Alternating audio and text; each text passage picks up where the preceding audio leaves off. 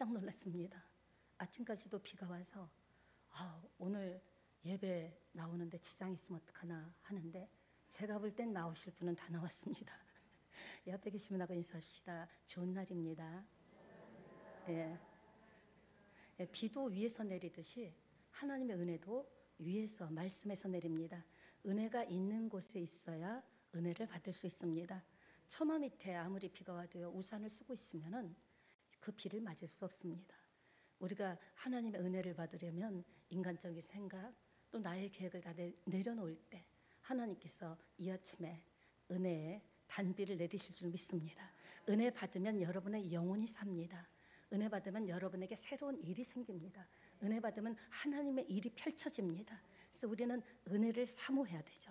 그러니까 충분히 은혜 받을 때 우리가 충분히 찬양하고 충분히 예배하고 충분히 기도하고 그 다음에 오는 그 평안함은 말할 수 없는 평안함이 옵니다.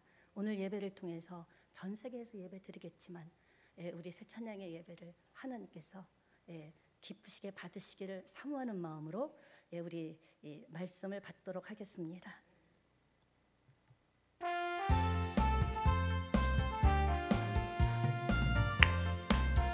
은혜는 위에서 내립니다. 은혜가 풍성한 하나님은 믿는 자 한 사람 한 사람 어제나 오늘도 언제든지 괜찮고 구해 주시다네. 주여 성령의 은사들을 이 시간 내려 줍소서. 아멘. 성령의 뜨거운 불길로서 오늘도 충만케 하소서. 정욕과 죄악에 물든 마음을 성령의 불길로 태워주소서. 정결케 하소서. 태우소서. 깨끗게 하여 주옵소서. 아멘. 주여 성령의 은사들을 오늘도 내려 줍소서. 아멘. 성령의 뜨거운 불길로서 오늘도 충만케 하소서. 희생의 제물로 돌아가신 어린 양 우리 주 예수님 은혜를 내려주소서. 속에 은혜를 내리시다 오늘도 구원해 주소서. 아멘. 주여 성령의 은사들을 오늘도 내려 줍소서. 아멘. 성령의 뜨거운 불길로서 오늘도 충만케 하소서.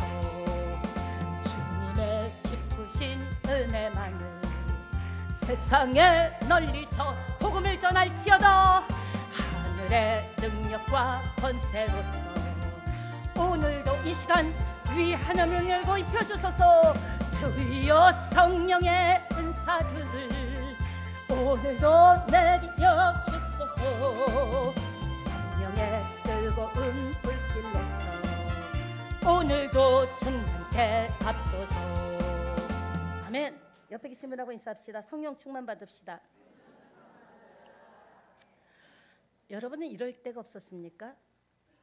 여러분 인생을 사시면서 왜 하필 나에게 이런 질문을 해보신 적이 있으십니까? 그런 질문을 하는 심정은 지금 기가 막힌 겁니다. 그 짧은 왜 하필 나에게지만 너무나 절박한 겁니다. 그때 우리가 낙심하지 말고 연약해지지 않아야 된다는 거죠. 그래야 오늘 사람마다 누구라도 고통스러운 시련은 다 있습니다. 남 보기에는 나만 그런 것 같죠? 아니에요. 다 뜯어보고요, 안에 살펴보면요, 말들을 안 해서 그렇지 인생은 다 그런 고난과 연단을 뚫고 나갈 때 우리가 꿈꾸지도 못하고 맛보지도 못했던 소망을 체험하게 될 줄 믿습니다. 대부분의 사람들, 성공한 사람들 만나보면요, 대부분은 그래요. 자기가 흘렸던 고난의 눈물이 이렇게 은혜와 축복의 씨앗이 돼서 열매를 맺었다고 고백을 하더라는 거죠. 세상에 거저 되어지는 것이 어디 있겠습니까? 여러분, 옆에 사람하고 인사합시다. 힘을 내세요. 힘 좀 냅시다. 뒤에 계시면 한번 인사하세요. 힘을 씁시다. 예. 힘뒀다가 뭐 짜증내는데 쓰지 마시고요. 쓸데없는데 쓰시지 마시고요. 하나님 주시는 힘은 에너지를 딱 중심에 모았다가 가장 필요할 때 딱 펼쳐놓으면 역사가 일어날 줄 믿습니다. 예, 욥은요 성경에 보면 예수 믿는 사람, 또 성경에 나온 모든 소원하는 복을, 사람들이, 예수 믿는 사람들이 소원하는 모든 복을 다 받은 사람입니다. 받지 않은 복이 없습니다. 자녀 중에 속쓰기는 자녀 한 명 없었죠. 신앙생활도 아주 잘했죠. 또 건강한 가정, 신앙생활을 잘하는 가정이었습니다. 그뿐 아니라 그의 가정은 엄청난 부자였습니다. 물질의 축복도 받아서. 그러니까 가만히 보면 일단 따라합시다. 받고 보자.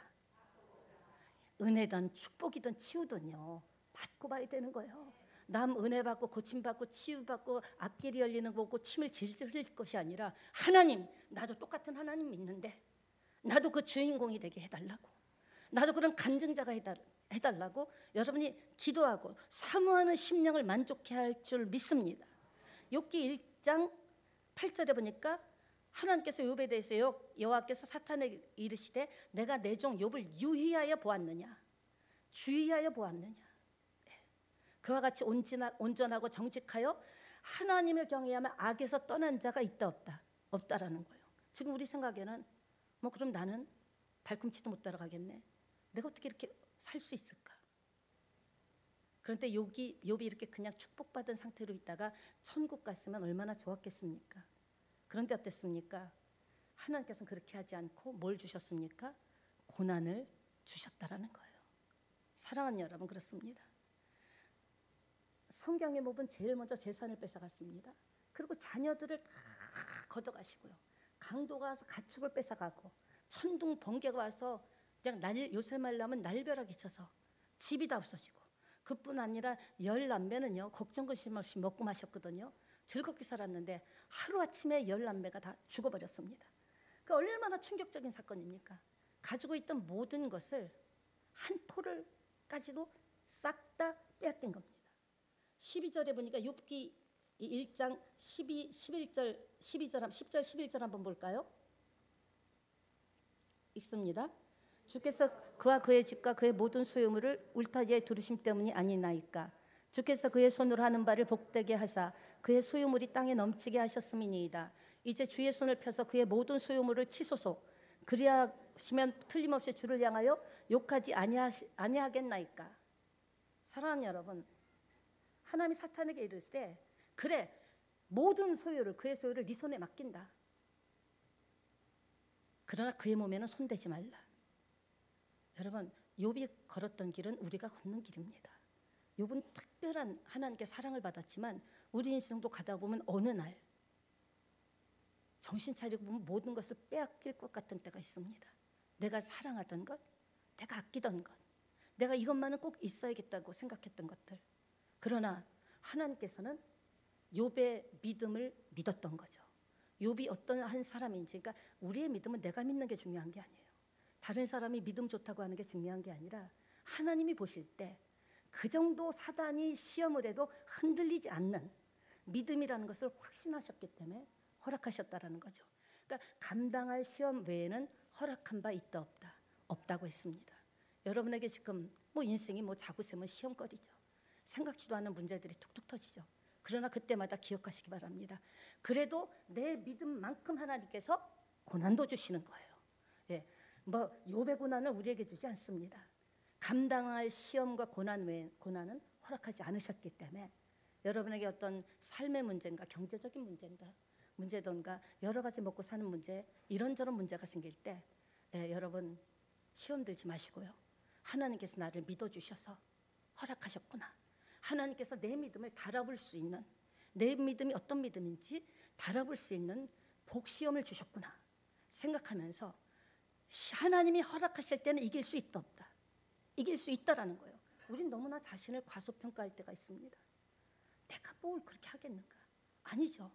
내가 하고자 하면 들리게 되고 하게 되고 보게 됩니다. 여러분 소망 가운데 기뻐하시기를 바랍니다. 네. 그러니까 지금 볼 때 하나님께서는 저와 여러분 한 사람 한 사람을 주의 깊게 보고 계시다라는 거예요. 그럼 여러분이 예배드리는 한 사람 한 사람을 주의 깊게 보고 계신다라는 겁니다. 사랑하는 여러분, 욥에게 생각지도 않던 고난을 주셨습니다. 다 빼앗긴 거죠. 여러분, 시험이 셀수록 감사하세요. 원래요, 사병 훈련보다 장교 훈련이 셉니다. 고난의 깊이가 축복의 깊이인 겁니다. 고난의 크기가 내 미래의 크기입니다. 하나님께서 우리를 너무나 잘 아시기 때문에, 나에게 맞춤형으로 줬기 때문에 어떤 어려움과 아픔이 올 때 숨지 마세요. 도망가지 마세요. 하나님은 나보다 나를 더 잘 아십니다. 내가 어디에 약하고 무엇 때문에 고민하고 무엇 때문에 자기도 모르게 한숨이 나오고 걱정이 나오는지 아시기 때문에, 들으시기 때문에, 보시는 하나님, 들으시는 하나님. 그래서 우리에게 어떤 일이 허락될 때는 하나님이 허락하지 않으면 사단이 우리를 함부로 갖고 놀 수가 있다 없다라는 거예요. 오늘 욥을 통해서 그 배우시기를 바랍니다. 오늘 그 이야기를 해보려고 합니다. 여러분도 살면서 사람들하고 이야기해봐야 굉장히 장황한 얘기를 했는데 결론은 답이 안 나올 때가 있어요. 그때 야, 내가 이렇게 저렇게 사람들 만나고 그 분야에 대한 전문가도 만나고 있는데 어떻게 답이 안 나오지? 하면서 자기도 모르게 여기까지인가 보다 하고 털썩 주저앉게 될 때도 있다라는 겁니다. 사람들과 이야기를 해도 이해도 해주지 않고, 또 뭔가를 이야기하면 이해는커녕 자꾸 오해만 생기고 거리만 멀어지고, 또 나도 그러다 보니까 반감이 생기는 거예요. 누구와 대화하는 게 반감이 생기는 거예요. 자꾸 오해하는 것 같고 귀찮아하는 것 같고. 그때는요, 하나님의 간섭이 있다는 것을 믿으시기 바랍니다. 사람들이 나를 떠날 때, 사람들이 나를 외면할 때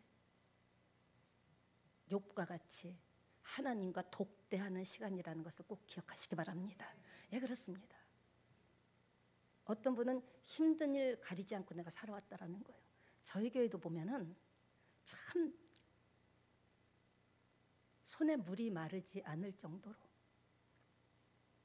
세상 말로 맨 땅에 헤딩해 가면서 몸을 아끼지 않고 악착으로 몸부림치면서 살아오신 분들이 거의 다인 것 같습니다.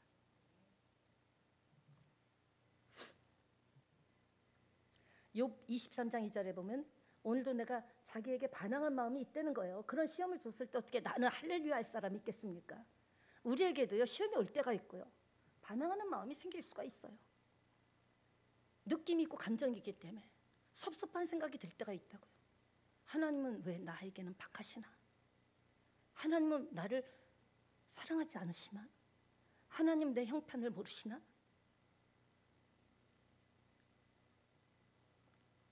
욥의 고백같이 그 이유는 내가 받는 재앙이 탄식보다 무겁다라는 거죠. 어떤 분의 눈물은 너무 무거워서 엎드려서 울 수밖에 없는 눈물도 있습니다. 눈물이라고 다 똑같은 눈물이 아닙니다. 얼마나 욥의 기도가 솔직한 기도입니까? 저는 최고의 기도는 솔직한 기도라고 생각합니다. 미사여구 싹 기름기 쫙 빼고요, 쓸데없는 얘기 빼고요, 솔직한 내 심정, 가슴을 치며 답답하면 가슴을 치면서, 너무 이해가 안 되면 이해가 안 된다고 하면서. 보통 사람은 근심에 빠지면요, 대체적으로 약간 삐집니다. 그리고 약간 마음속에 반항기가 스물스물 올라옵니다. 제 얘기입니다. 그리고 자기를 못 봅니다. 예. 목사는 뭐 삐지면 안 됩니까? 목사도 삐질 때 있습니다. 근데 욥처럼 자기를 객관적으로 볼 필요가 있다라는 거죠. 나를 떼어서 떨어뜨려 놓고 내가 나를 객관적으로 볼 때 의미가 달라질 수도 있다라는 겁니다. 그럴 때 원인을 빨리 찾을 수가 있죠. 그래서 내가 나를 객관적으로 볼 때, 다른 사람 보듯이 내가 정말 내 중심적인 생각이 아니라 보편적이고 객관적으로 눈으로 볼 때 빨리 찾을 수 있고 해결책도 보이는데, 욥은 그 순간 어떻겠습니까? 진짜 욥기 23장 3절 9절 보면 하나님을 찾았습니다. 왜냐? 하나님으로부터 듣고 싶은 말이 많다라는 거죠. 우리의 신앙도 이게 설교해 주는 대로가 아니라 여러분이 하나님께 듣고 싶은 게 많아야 돼요. 하나님께 듣고 싶은 게 많으면 어떻게 해야 되죠? 물어봐야 되죠. 내가 내 판단으로 나의 상황을 결정하거나 판단하는 것이 아니라 왜 이렇게 됐을까? 어느 날 왜 이런 길에 막다른 골목에 선 것 같지? 벽이 보이지? 왜 풀리지 않지? 그러니까 욥은요, 그 모든 자식까지 다 빼앗겼지만, 잃어버렸지만 자기를 객관적으로 봤기 때문에 원인을 하나님께 물어볼 수 있었다라는 겁니다. 사랑하는 여러분, 그런데 사람들은요, 크리스찬들 중에서도 하나님께 말씀드리지 않고 제일 먼저 뭐 하냐? 사람에게 먼저 물어볼 때가 많다라는 거예요. 사람을 찾아가서, 물론 사람을 찾아가서 많은 도움을 받을 수 있습니다. 견해가 다 더 나보다 더 그 분야에 더 깊이 있는 사람도 있고, 그걸 하지 말라는 게 아니죠. 가장 문제가 생겼을 때 대부분의 사람, 크리스찬도 딱 머릿속에 먼저 뭐가 떠올랐냐면 줄긋기가 됩니다. 누구를 찾아갈까? 누구와 의논해 볼까? 사람에게 묻고 들으려고 한다라는 거죠. 그리고 그게 뭐 이렇게 잘 안 풀리면 그때서야 이제 앉아가지고 하나님께 물으려고 한다라는 거죠. 우리는 따라합시다. 질문을 해야 돼요. 하나님, 요새 왜 그래요? 하나님, 제가 저를 잘 못 보겠는데 하나님 알려주세요. 제가 요새 왜 마음이 이래요? 제가 왜 이렇게 계속 살고 있어요? 하나님, 기도했는데 왜 안 풀려요? 질문을 해야 대답을 해주시죠. 그냥 가만히 앉고 말씀하소서. 그래갖고 되는 게 아닙니다. 자꾸 물어볼 때 다윗이 제일 잘한 게 질문을 잘한 거예요. 떡하면 왜 그러냐고 물어봤습니다. 어디로 가야 되냐고 물어봤습니다. 그러니까 어려운 일이 있을 때 갈등하지 말고 먼저 하나님께 와서 하나님, 왜 삶이 어렵습니까? 왜 질병으로 고통을 당합니까? 물어봐야 될 줄 믿습니다. 물어보는 여러분 되시기를 부탁드립니다. 그렇습니다. 하나님을 보고 싶어 합니다. 하나님으로부터 듣고 싶은 말이 많아야 되는 거예요. 여러분, 종이 설교하지만, 목사가 설교하지만 하나님이 여러분에게 하시는 말씀입니다. 성경이기 때문에. 그러니까 하나님은 말씀하고 싶어 하셔요. 하나님 자체가 뭐다? 말씀이다. 하나님은 날마다 우리에게 말씀하고 싶어 하십니다. 우리가 집중하지 못해서 그렇죠. 자꾸 내 말만 하는 거예요. 이래서 이런데 이렇게 해주시고, 계획은 이런데 이렇게 해주시고, 물론 계획도 필요하지만 모든 일을 시작할 때는 하나님이 이 일에 대해서 무슨 말씀을 하시는가, 뭐라고 말씀하시는가 자꾸 들으려고 할 때 영의 귀가 열릴 줄 믿습니다. 그러니까 아무래도 실패하거나 실수가 현저히 줄어들게 되죠.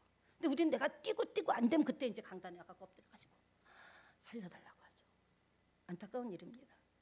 그러니까 속 시원하니, 그는 지금 이해할 수 없는 현실 앞에서 재앙에 대해서 하나님께 속 시원하게 이야기하고 싶은 거예요. 막 얘기하고 싶은 거예요. 나도 견딜 수가 없습니다. 참을 수가 없습니다. 8절 보니까 그런데 내가 앞으로 가도 그가 아니 계시고, 지금 자기 심정이 앞으로 가도 하나님이 안 계신 것 같다라는 거예요. 내가 만날 수도 없고 오른쪽으로 돌이키시나 배울 수가 없도다. 이 말은 길이 안 보인다라는 거죠. 여러분, 길이 안 보일 때 예수님은 길이신 줄 믿습니다. 내가 길이요 진리요 생명이라고 했습니다. 길이 안 보십니까? 길 자체가 되신, 인생의 길을 만드신 예수님께 물어봐야 되는 거예요. 내가 원하고 바라는 것을 다 내려놓고, 하나님, 제가 계획하고 기도하고 했는데 풀리지 않는 문제가 있습니다. 제가 혹시 놓친 거 있습니까? 듣겠습니다. 토를 달지 않고 듣겠습니다. 여러분, 듣겠다라는 것은 실천하는 것까지입니다. 토 달지 않겠습니다. 말씀하여 주시옵소서. 세밀하게 하나님 자체가 말씀이시기 때문에 그렇게 말씀하고 싶어 하시는 거예요. 먼저 따라합시다. 물어야 길이 열린다. 네. 어쩌면 솔직한 감정일 수도 있죠. 이 욥이 고백하는 것. 그런데 지금 보면 너무나 답답하고 아프고 고통스럽고 아무것도 안 남고 자기 혼자 덩그러니 있는 거예요. 어떻게 살겠습니까? 하루아침에. 건강만 잃어도 죽을 것 같은데, 재산만 잃어도 어떻게 이 나이에 다시 시작할까 하는데 너무 답답한 거예요. 고통스러운 거죠. 그렇게 쭉 풀고 10절에 보니까 그러나 읽습니다. 내가 가는 길을 그가, 누가 하죠? 하나님이 하신다라는 거예요. 그가 나를 단련하신 후에는 하나님 앞에 자기의 심정을 토로하는 사람 많습니다. 상황이 너무 힘들고 아프고 용서가 안 되고 이해가 안 되고 언제까지 이러고 살아야 되고 이제는 힘이 다 빠져버리고, 그러나 그 모든 기도 결론 뒤에는 그러나가 있어야 되는 거예요. 우리가 신앙생활 하다 보면, 저도 성도였었잖아요. 때로는 시험 들면 교회 나오고 싶지 않을 때도 있습니다.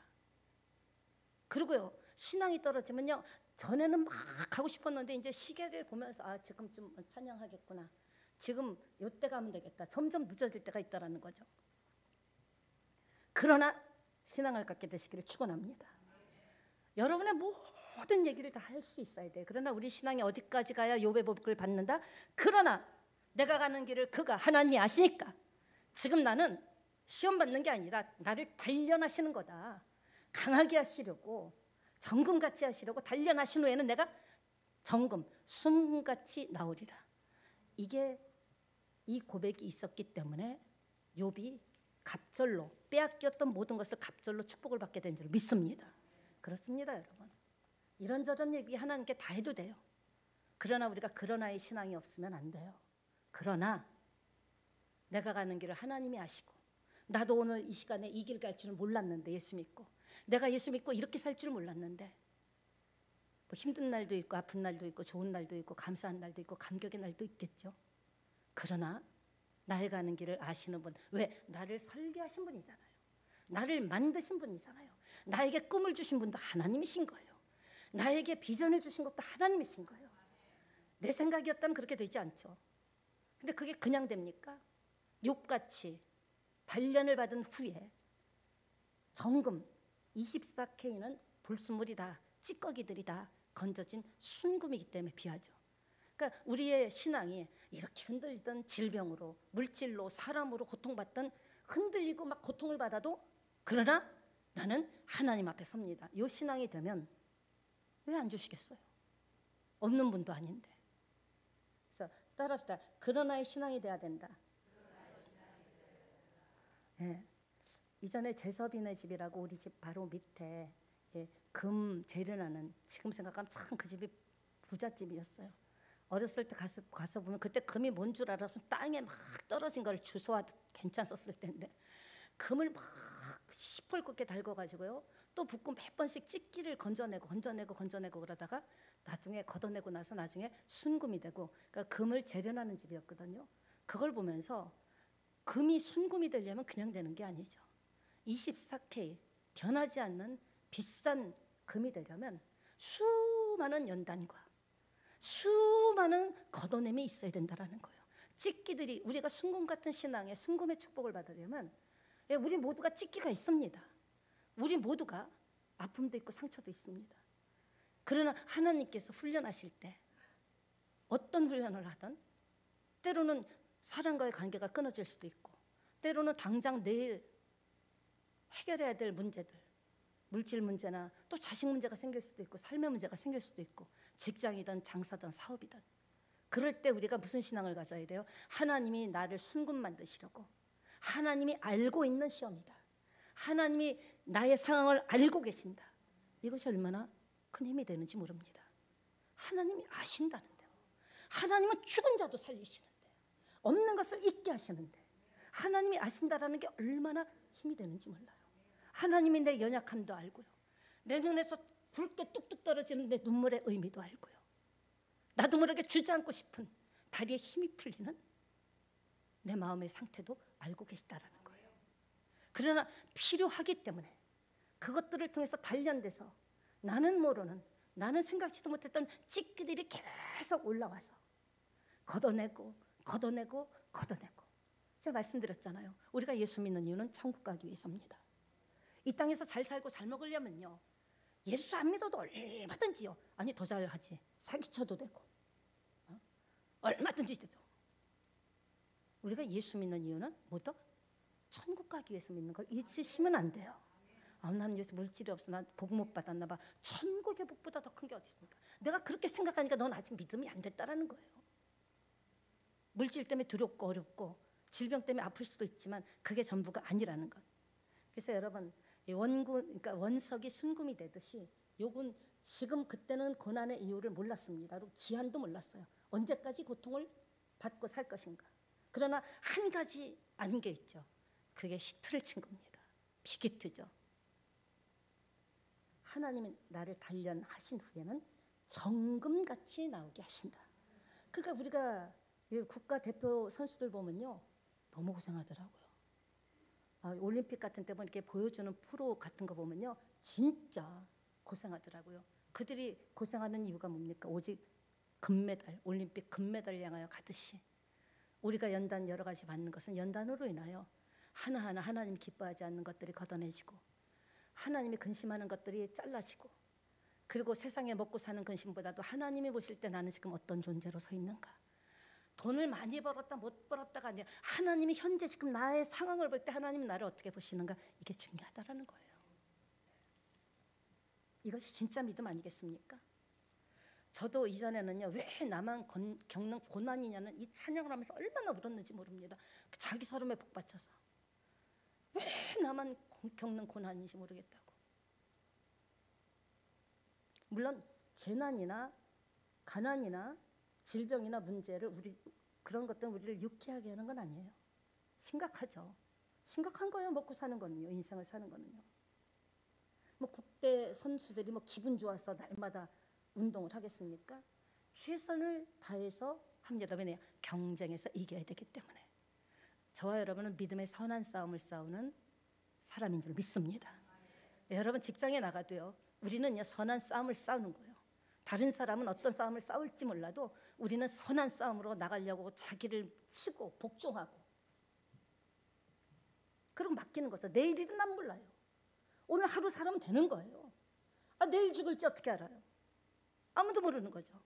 오늘에 충분히 하나님의 은혜를 누리고 오늘에 충분히 최선을 다해 살아간다면 그것이 모이고 쌓이고 고여서 하나님의 은혜와 축복으로 하나님께서 갚아주실 줄 믿습니다.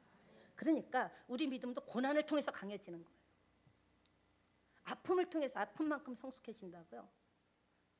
고난에 지지 맙시다. 고난의 앞에서 낙심하지 맙시다. 포기하지 맙시다.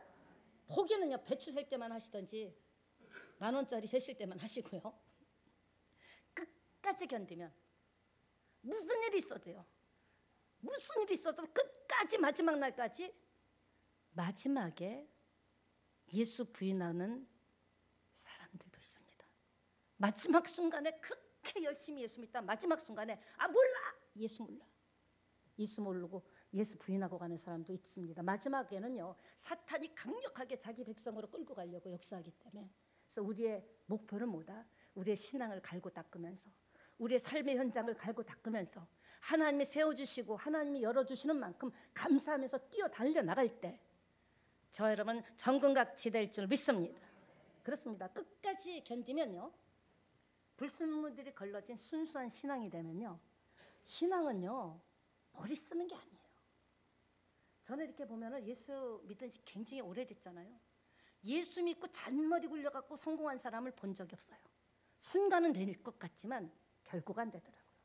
우직하게, 묵직하게, 남이 보면 바보 같다는 소리 들을 정도로 성경 말씀대로 우직하게 꿋꿋하게 나갈 때 어느 날 하나님께서 상상하지도 못하는 문을 열어주시더라는 거죠. 하나님 지금도 기다립니다. 저와 여러분을 기다리는 거예요.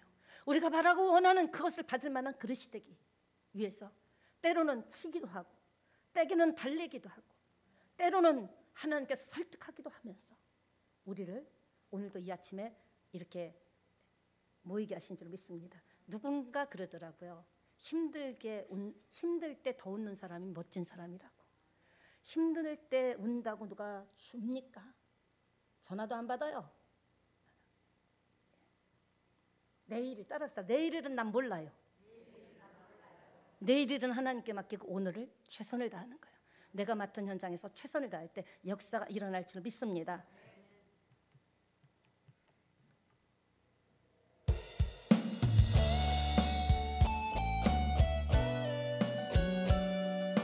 고난당하는 것이 내게 유익이라고 했습니다.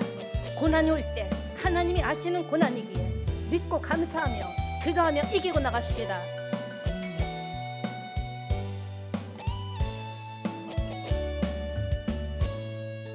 왜 나만 불평하지 맙시다. 고난의 뒤편에 있는 주님이 주실 축복 미리 보면서 미리 감사하는 게 신앙입니다. 견디기 힘든 지금 이 순간에 주님이 일하고 계시잖아요. 남들은 지쳐 앉아 있을지라도 당신만은 일어서서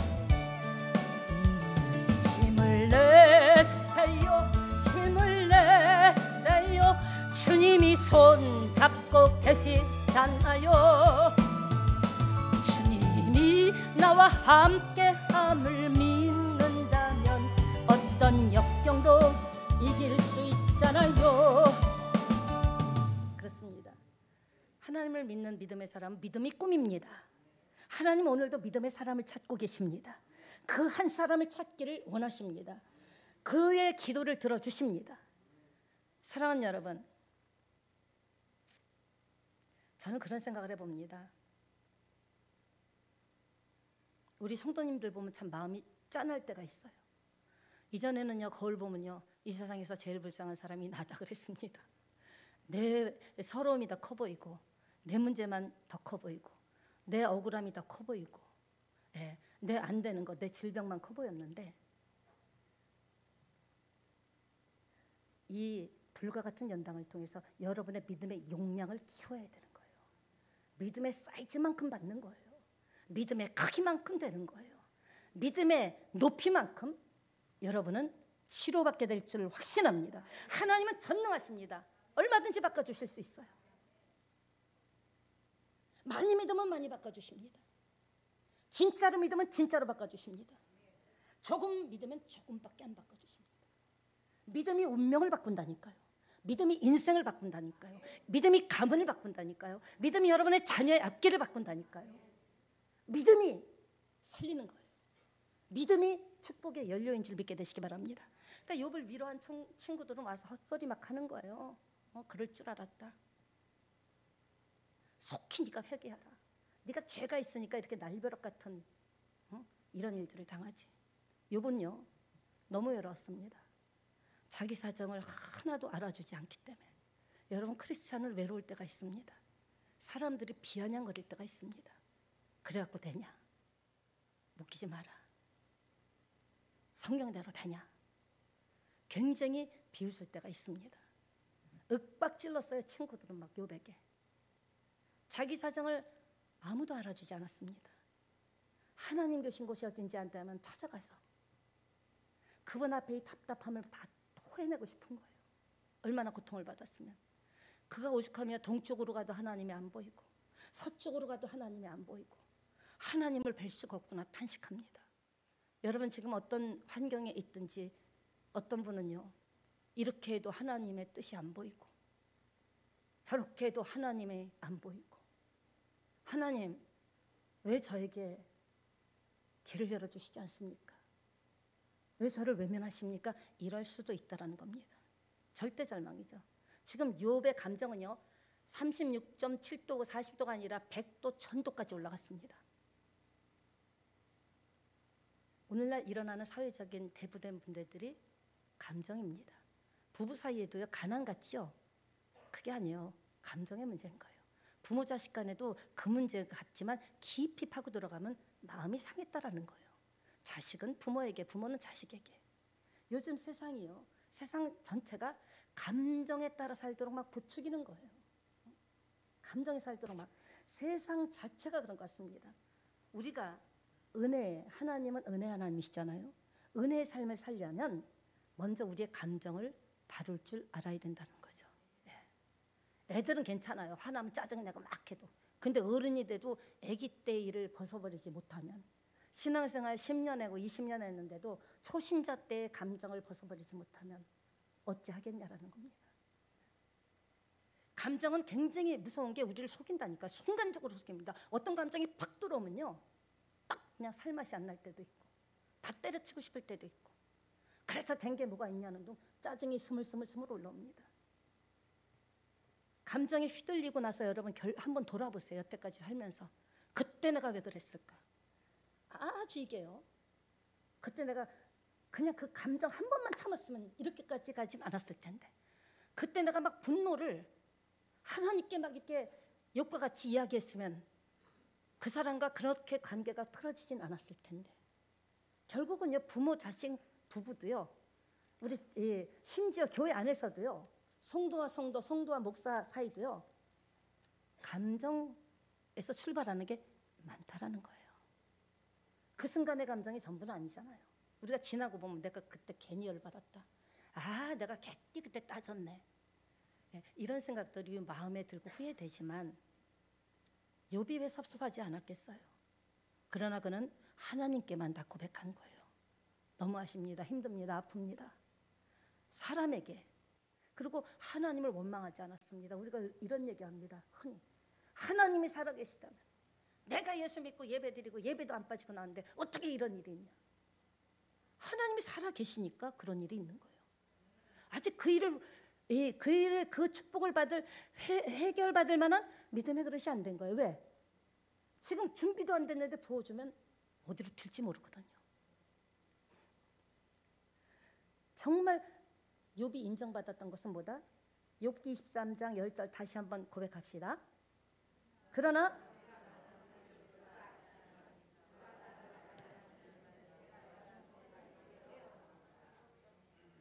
금이 왜 비쌉니까?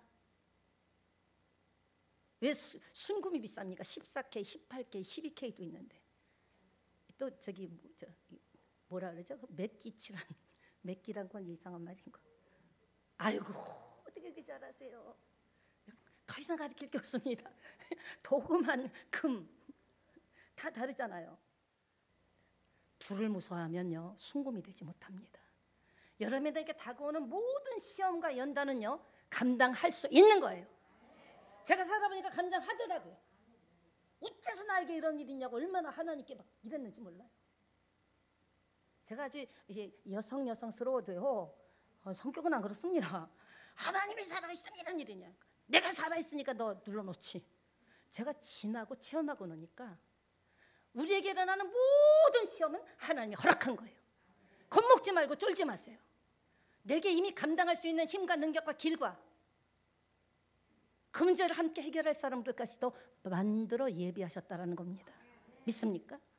그러니까 금이 불을 무서워하면 금이 아니죠. 믿음을 우리가 세상을 무서워하면 시련을 이길 수 없습니다. 어떤 일이 일어났던 인정하세요. 나는 모르겠어요. 왜 이런 일이 내 인생에 일어났는지, 왜 나에게 이런 시련을 주시는지. 하나님 아시잖아요. 진짜 사랑하는데요. 내가 진짜 정신 차리고 예수님 제대로 믿으려고 하는데 왜 일이 점점 안 풀리고 왜 이러는 거예요? 얼마든지 할 수 있어요. 근데 뭘 해라? 그러나 내가 가는 길을 하나님이 아시잖아요. 나는 지금 훈련받고 있습니다. 나는 지금 선수촌에 들어왔습니다. 금메달을 향하여 갑니다. 연단이 끝난 후에는 상급이 있을 줄 믿습니다. 이렇게 하고 싶은 얘기를 사람에게 해봤자 그때부터 이제 그 사람 눈 못 봅니다. 저것이 내 이야기를 누구한테 했을까? 입을 찢어버리고 싶다고. 하나님한테 이야기하면요, 내가 만나는 사람 거의 내 수준 아닙니까? 그렇죠? 다 비슷하잖아요. 그 사람이라고 무슨 특별한 일이 있냐고. 괜히 웃사만 시키고, 괜히 가정 얘기해가서 웃사만 시키고.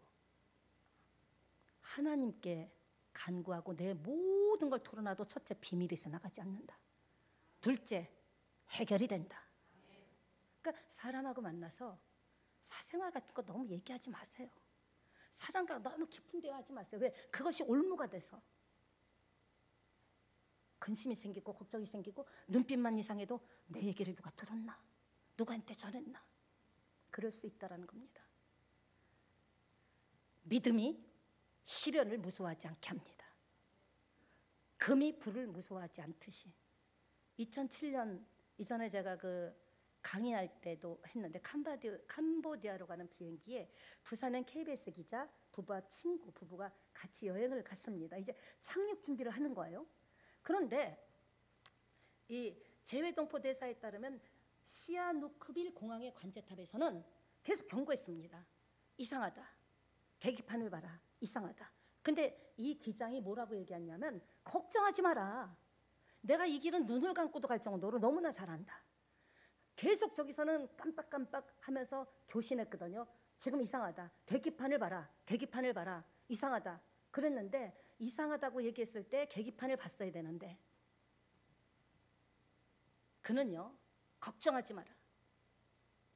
착륙을 감행하다 한국인 13명과 비행기에 탔던 전원이 죽었습니다.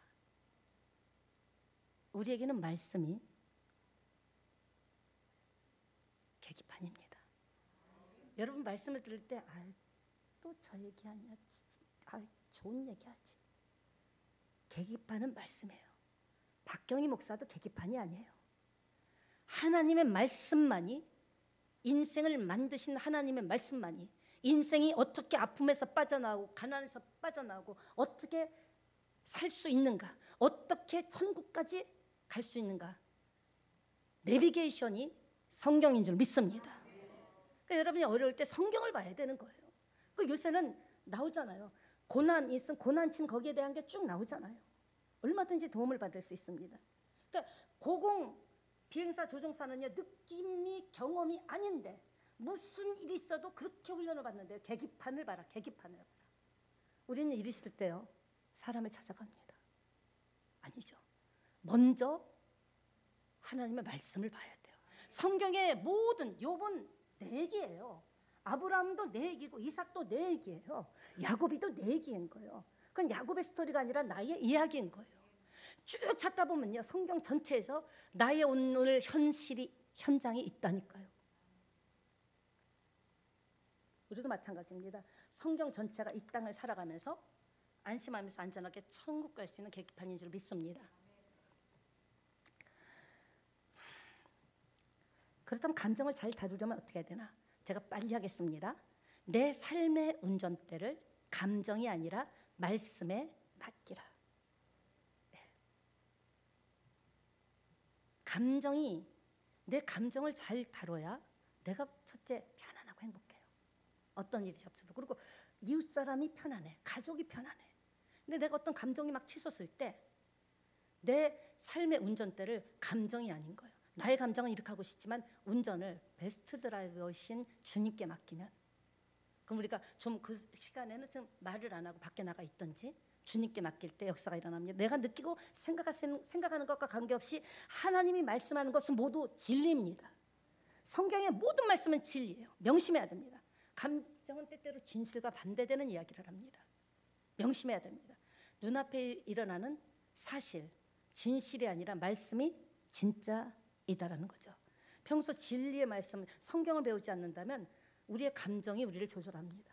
그러나 우리는 말씀을 들었기 때문에 내가 말씀대로 다 살지 못해도 어떤 순간 말씀이 팍 들어오는 거예요. 성경 구절이. 그러면서 말씀이 나를 딱 붙잡아 줄 때가 있는 거예요. 노하기를 더디하라 그랬지. 나 진짜 막 이게 끓는데 여기서 내가 감정을 조절하지 않으면 완전히 관계를 엎어버리는 게 되잖아요. 하고 싶은 말 다 하고 어떻게 삽니까?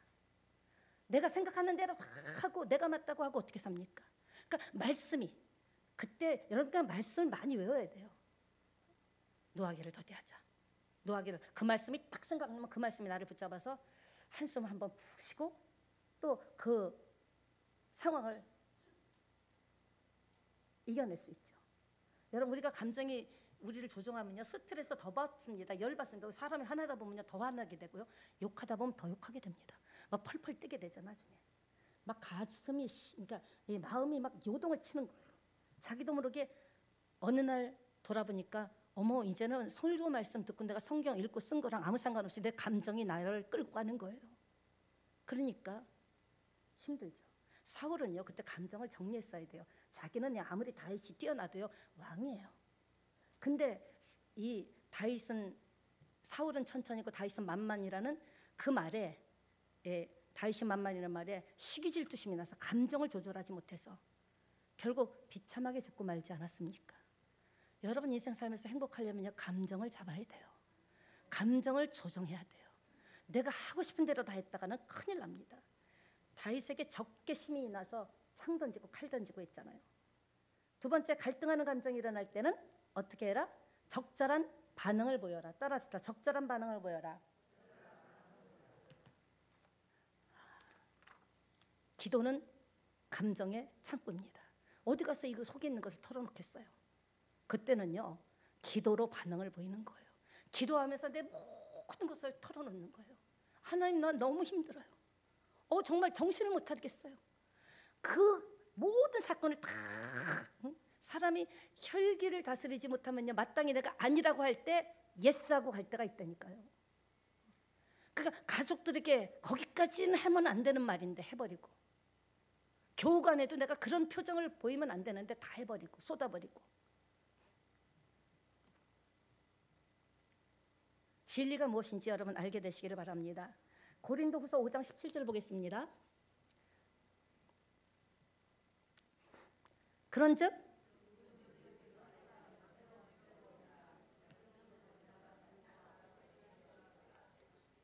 그러니까 우리가 무엇이 진리인지 분별해야 되는 거죠. 어떤 거짓은요, 어느 때는 완벽하게 사실인 것처럼 포장하고 우리에게 다가옵니다.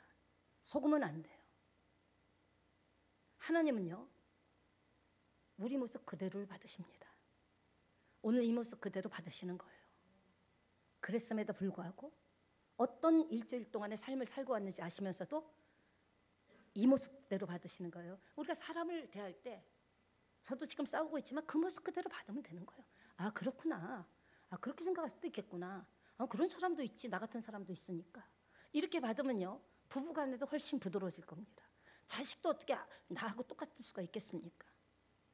그러니까 우리는 내가 좋아하는 점에만 매료돼서 상대방에게 그렇게 살라고 강요한다라는 거죠. 오죽하면 기분에 죽고 산다고 이야기하겠습니까? 말씀을 마무리하겠습니다. 힘들고 어려울 때마다 야고보서 4장 7절에 하나님께 복종하고 사단을 물리치는 여러분 되시기를 축원합니다. 어떤 감정이 치고 올라올 때 그런즉 너희는 하나님께 복종할지어다 마귀를 대적하라 그리하면 너희를 피하리라. 마귀가 그런 감정이 올 때 예수 이름으로 이건 하나님 성품이 아니잖아. 혈기가 날 때 혈기는 하나님 성품 속이었잖아. 그럼 혈기는 어디서 나오는 거지? 사단 마귀에게서 나오잖아. 내가 하나님의 자녀인데 그러니까 지금 이렇게 그 환경에서 떨어져서 심호흡을 하면서 마귀를 대적하라 말씀을 갖고 이기는 여러분 되시기를 부탁드립니다. 여러분 그렇습니다. 거짓을 깨트리지 않으면요, 내가 깨져요. 욕은 감정의 바닥까지 다 하나님께 보여드렸습니다. 그리고 정상으로 간 줄 믿습니다. 말씀을 마치고 우리 함께 기도하기를 원합니다. 낙심하지 마십시다. 그리고 이번 주 꼭 기억할 것은요, 감정을 다스리자. 감정을 다스리면 더 많은 것을 얻을 수 있어요. 그 순간에 내가 그 감정에서 나오는 말을 참고 침묵하면 더 많은 일들과 사람을 얻을 수 있습니다.